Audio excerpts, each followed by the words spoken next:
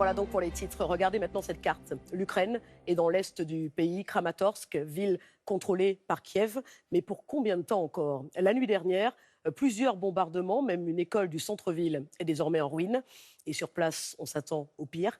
Alors par la route ou les rails, les habitants, je vous le disais, fuient par milliers. Envoyés spéciaux Maris Burgot, Mathieu Drejoux avec Harold Rox. L'exode des habitants de Kramatorsk. Gare ferroviaire élégante, mais alerte aérienne permanente. La ville est en train de se vider de ses habitants. La Russie a fait de cette région du Donbass son nouvel objectif militaire, visage fermé avant ce départ pour l'ouest du pays. Ici, c'est trop dangereux. Il faut partir quelque temps et revenir éventuellement plus tard. Peut-être. Sur les quais, des vieillards, des infirmes.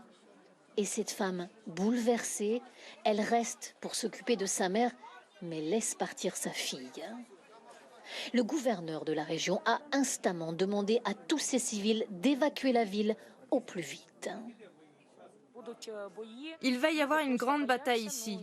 Donc tout le monde vit dans la peur. Et c'est normal.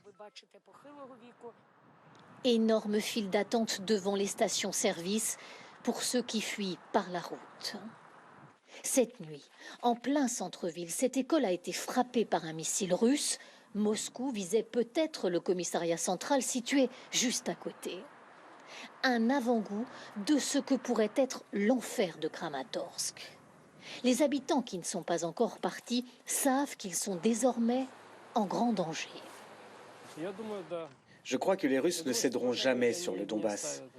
Ils ont laissé tomber Kiev, mais ici, ils n'abandonneront jamais. Nous nous rendons sur une partie de cette ligne où tout va désormais se jouer. Ces soldats ukrainiens se préparent à cette nouvelle offensive russe. Tension palpable. En ce moment, l'ennemi fait voler des drones au-dessus de nous. Faites attention.